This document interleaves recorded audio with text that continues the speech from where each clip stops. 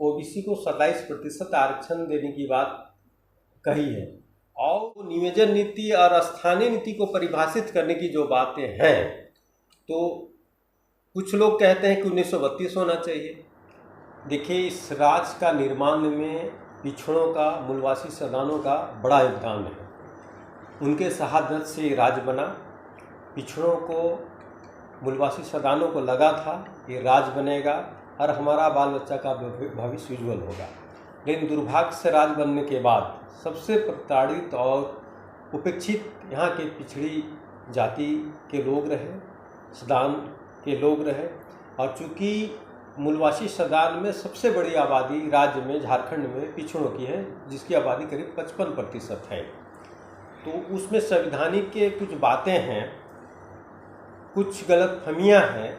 ये कहा गया कि 50% से आरक्षण ज़्यादा हो नहीं सकता है, लेकिन तमिलनाडु के मामले में ये सुप्रीम कोर्ट का जजमेंट है कि पिछड़ों को आबादी के अनुसार आरक्षण दिया जा सकता है, कम भी हो सकता है और ज़्यादा भी हो सकता है।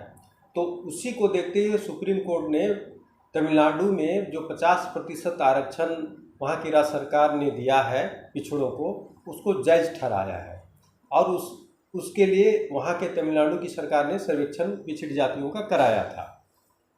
उसी के आधार पे एक सदान मोर्चा का आवेदन यहाँ राज्य पिछड़ा वर्ग आयोग में था और राज्य पिछड़ा वर्ग आयोग में मैं भी रहा हूँ।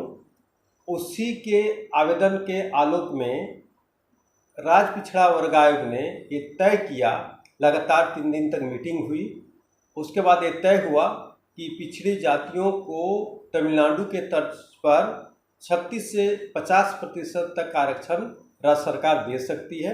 इसकी अनुशंसा राज्य पिछड़ा वर्ग आयोग ने कर दिया है। तो हमारे कुछ लोग को जानकारी नहीं है कि सरकार चाह के भी पिछड़ा वर्ग आयोग के अनुशंसा के बिना आरक्षण को घटा सकती है ना बढ़ा सकती है, वो असंवैधानिक होगा अगर ऐसा करती है तो।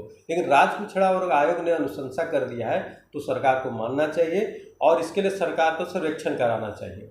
मैं आपको ये जानकारी देना चाहता हूँ कि पिछले सरकार में पिछड़ी जातियों का सर्वेक्षण कराने के लिए सरकार ने कार्मिक विभाग को एक चिट्ठी लिखी थी रघुवर दास के कार्यकाल में, और मैं राज्य पिछड़ा आयोग के मेंबर रहते हुए मैं विभिन्न जिलाओं में मीटिंग किया अधिकारियों के साथ। मैंने पूछा था तो उस लेटर के बारे में अनभिज्ञता बहुत से अधिकारी ने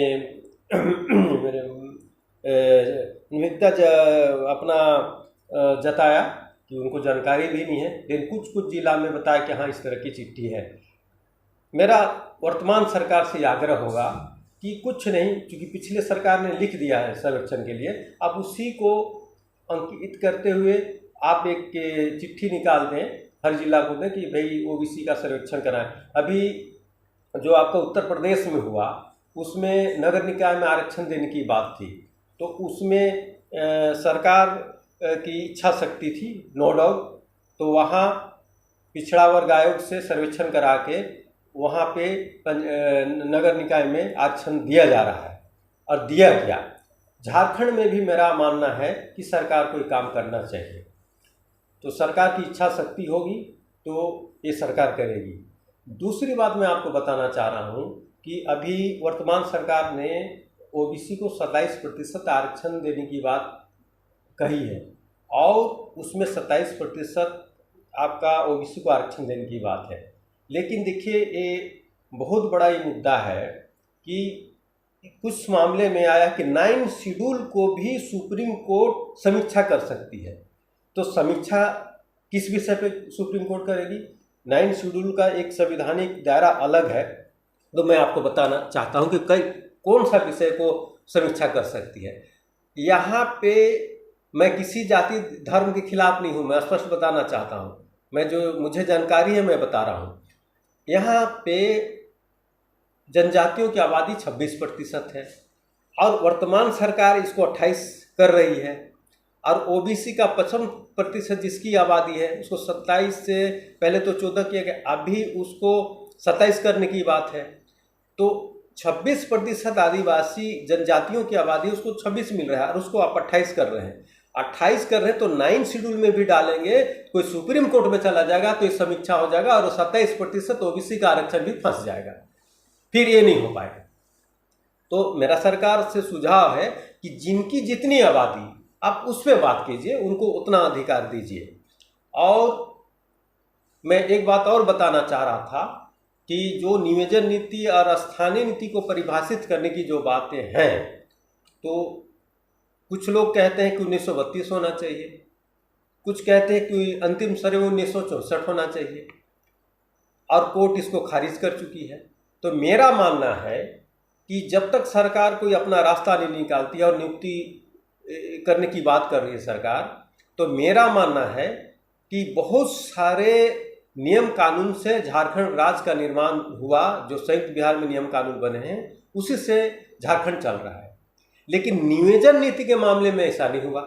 नियोजन नीति के मामले में ऐसा इसलिए नहीं हुआ कि कुछ अधिकारी खेल गए, वो झारखंड के हित में था नियोजन नीति, इसलिए उसको लागू नहीं किया गया। 3 मार्च 1982 जो संयुक्त बिहार में नियोजन नीति बनी है वो खतियान आधारित है, और अगर यदि वो लागू झारखंड में हो जाए तो यहाँ के झारखंडियों को लाभ मिलेगा और उसका आधार सीधा खतियान होगा। इसको कोर्ट में भी लोग चैलेंज नहीं कर पाएगा क्योंकि वो बिहार में लागू है, संयुक्त बिहार की बात है। इसलिए आपके माध्यम से मैं सरकार से कहना चाहता हूँ कि जब तक ठोस नीति कोई सरकार स्थानीय नीति और नियोजन नीति को परिभाषित नहीं करती है तब तक उसको लागू करे, जिससे बच्चों को, यहाँ के बच्चों को इसका लाभ मिल सके। अच्छा, इन तमाम मुद्दों को तो आप बता ही रहे हैं, लेकिन मेरा एक लास्ट सवाल है कि गैपिंग कहाँ रह रहा है? पिछड़ा का जो बेटा है वही प्रधानमंत्री है, पिछड़ा का बेटा वो मुख्यमंत्री भी बन चुके हैं, लेकिन पिछड़ों को सोचने समझने और उसका हक और अधिकार दिलाने वाला आएगा कहाँ? देखिए, ये नेताओं में इच्छा शक्ति की कमी, कोई भी नेता हो, इच्छा शक्ति की कमी है, और ये आप और हम में भी कमी है। अगर झारखंडी हम लोग हैं तो यहाँ के सीधा साधे लोग हैं, इसको समझने की जरूरत है। ये यूपी और बिहार नहीं है, यहाँ राजनीति करने का झारखंड जगह नहीं है, यहाँ सेवा करने की जगह है। हमारे लोग में मैं स्वीकार करता हूँ कि ओबीसी हो, मूलवासी सदान हो, राजनीति चेतना नहीं रहने के कारण झारखंड में परेशानी हो रही है। आज बिहार है तो उसको अपना अधिकार है, आज ओबीसी का आरक्षण 27 नहीं 33 है, आप देख लें। इसी तरह से 27 से तो लगभग कहीं कम है ही नहीं है, 69% तमिलनाडु में आरक्षण है, तो झारखंड में क्यों नहीं हो सकता है? 55% ओबीसी है।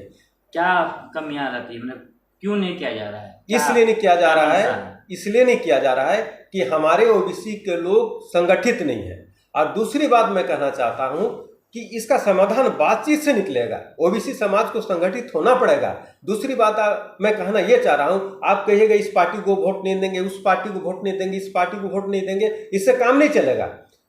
वार्ता से ही समस्या का समाधान निकलेगा, और वार्ता के माध्यम से हमको सरकार को या प्रतिपक्ष को बताना है कि अगर हमारा वोट चाहिए तो हमारा ओबीसी का अधिकार दो, तब हम आपके बारे हम सोचेंगे।